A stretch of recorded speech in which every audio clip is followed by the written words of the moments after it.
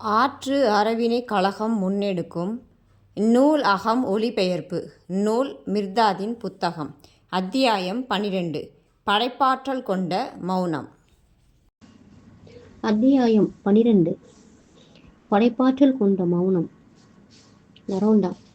3 நாட்கள் கழிந்த பின் ஏதோ ஒரு தவிர்க்க முடியாத கட்டளைக்கு கட்டுப்பட்டவர்கள் போல் 7 பேரும் ஒன்று கூடினோம். எங்களை எதிர்பார்த்தது போல் குருவும் எங்களை வரவேற்றார். மிர்தா, மீண்டும் உங்களை வரவேற்கிறேன் என் பறவை குஞ்சுகளே. வருக உங்கள் கூட்டிற்கு. உங்கள் எண்ணங்களையும் விருப்பங்களையும் இப்போது தெரிவியுங்கள். மிக்காயன், எமது எண்ணங்களும் விருப்பங்களும் தங்களிடம் நெருங்கி இருக்கவே விரும்புகின்றன. அப்போது உங்களது உண்மையை கேட்கவும் உணரவும் முடியும். ஒருவேளை நாங்கள் தங்களைப் போலவே நிழல்கள் அற்றவர்களாக ஆகிவிடவும் கூடும். என்றாலும் உமது மௌனம் எம்மை வியப்பில் ஆழ்த்துகின்றது. எந்த விதத்திலாவது உங்களை நாங்கள் புண்படுத்தி விட்டோமா?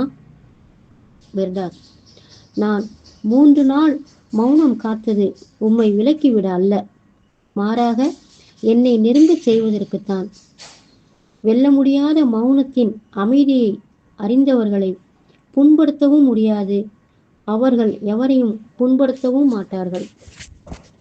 மிக்காயன், பேச்சை விட மௌனம் சிறந்ததோ?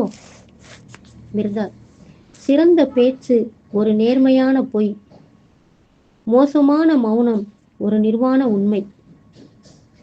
அபிமார், மிர்தாவின் சொற்கள் நேர்மையாக இருந்தாலும் அவை பொய்தாம் என்று சொல்லலாமா? மிர்தா, ஆம். எவருடைய நான் மிர்தாதின் நானை போல் இல்லையோ அவர்களுக்கெல்லாம் மிர்தாதின் சொற்கள் பொய்களே. உமது எண்ணங்கள் எல்லாம் ஒரே கல்குழுவிலிருந்து வெட்டி எடுக்கப்படும் வரை, எல்லா ஆசைகளும் ஒரே கிணற்றிலிருந்து முகந்து எடுக்கப்படும் வரை உங்கள் சொற்கள் நேர்மையாக இருந்தாலும் அவை பொய்களே.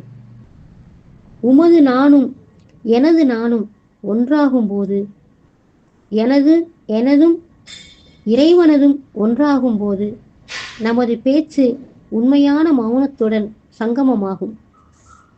உமதும் எனதுமான நான்கள் ஒன்றாக இல்லாதிருப்பதால் உம்மை உமது ஆயுதங்களை கொண்டே வெல்ல நான் சொற்களால் போர் தொடுக்கிறேன். உங்களை எனது கல்குழிக்கும் எனது கிணற்றுக்கும் வருமாறு செய்யவே இந்த போர். உங்களை வென்று அமைதிப்படுத்துவதற்கு நான் முயல்வது போலவே நீங்களும் உலகிற்குள் சென்று வென்று அதை அமைதிப்படுத்துவீர்கள்.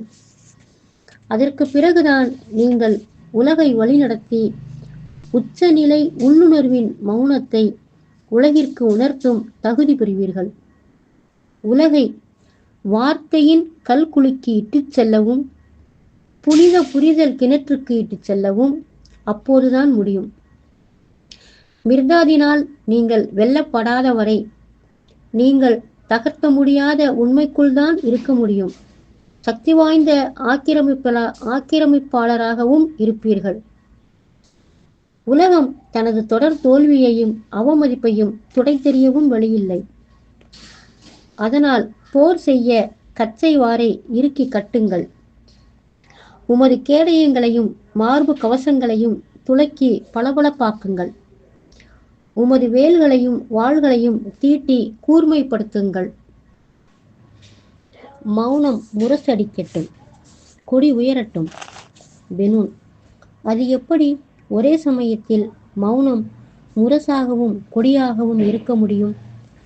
மிர்தா, நான் குறிப்பிடும் மௌனம் உங்களை எல்லையற்ற பெருவெளிக்குள் கொண்டு சேர்க்கும். அங்கே இல்லாதது செல்லும் போது இருப்பதாகும், இருப்பது அதற்குள் இல்லாததாகும்.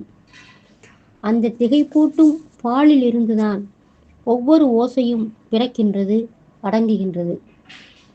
ஒவ்வொரு வடிவமும் தோன்றுகின்றது, தகர்கின்றது. ஒவ்வொரு சுயத்தின் ஆணையும் எழுதப்படுகிறது, அளிக்கப்படுகிறது. அங்கே இருப்பது அது மட்டுமே. அந்த பாலின் வழியாக நீங்கள் கடந்து செல்லவில்லை என்றால், மோனத்தில் உள்ள அதன் அனுபவம் வாய்க்கவில்லை என்றால், உங்களது உண்மையான இருப்பை உணர வழி இல்லை. உங்கள் இருப்பு எவ்வளவு உண்மையானது என்பதும் இல்லாதிருப்பது எவ்வளவு செயற்கையானது என்பதும் உணர வழியில்லை. உங்களது யதார்த்த உண்மை எவ்வளவு வேகமாக எல்லா யதார்த்தங்களுடன் பிணைக்கப்பட்டிருக்கிறது என்பதையும் உணர வழியில்லை. அந்த மௌனத்திற்குள் தான் நீங்கள் சுற்றித் திரிய வேண்டும். உங்கள் பழைய இறுகிய தோல் உரிக்கப்பட்டாக வேண்டும். எல்லா விலங்கு தலைகளிலிருந்தும் நீங்கள் விடுபட்டாக வேண்டும். அங்கேதான் நான் உமது கவலைகளையும் அச்சங்களையும் உமது உணர்ச்சிகளையும் ஆசைகளையும் உமது பொறாமைகளையும் காமங்களையும் விரட்டிவிட முடியும். இவை ஒவ்வொன்றாக ஓடி மறையும். உமது இடைவிடாத ஓலங்களிலிருந்து செவிகள் விடுதலை அடையும். வேதனையின் குத்தல்களிலிருந்து உமது மேனி விடுபடும். அங்கேதான் இந்த பூமியின் வில் அம்புகளை வீசி எறிந்துவிட்டு மன நிறைவும் மகிழ்ச்சியும் கொண்டு உண்மையாகவே வேட்டையாடி நிம்மதியின்மையையும் துயரத்தையும் விரட்டி அடிக்க முடியும். அங்கேதான் சுயம் என்னும் இருட்டு சிப்பிக்குள் இருந்து மூச்சு திணறல் நீங்கி வெளிப்பட்டு மெய்யான சுயத்தின் ஒளியிலும் காற்றிலும் உலவ முடியும். இந்த மௌனத்தை உங்கள் மீது நான் வலியுறுத்துவது உமது நாவிற்கு ஓய்வு கொடுக்க அல்ல.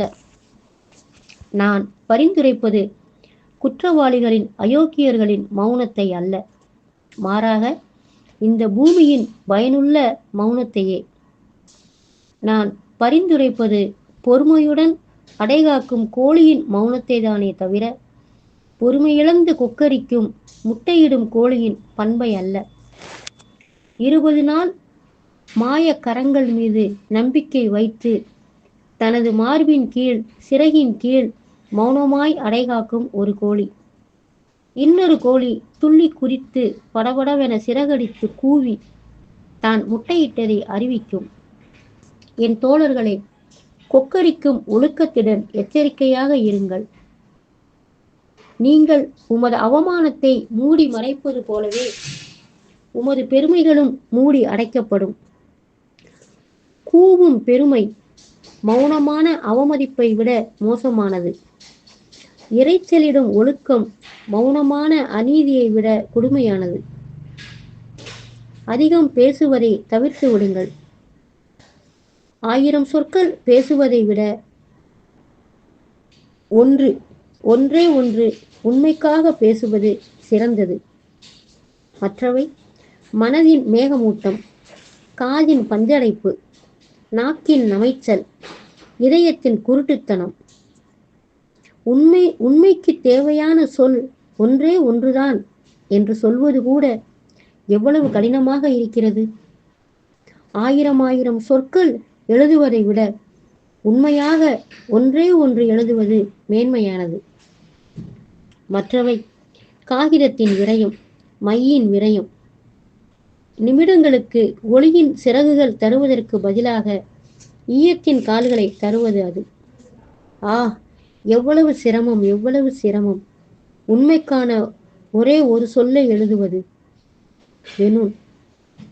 குரு மிர்தாத் அவர்களே, பிரார்த்தனை பற்றி என்ன சொல்கிறீர்கள்? பிரார்த்தனையின் போது பலவற்றை கேட்டு பல சொற்களை பயன்படுத்துகிறோமே, ஆனால் கேட்டது எதுவும் கிடைக்கவில்லையே.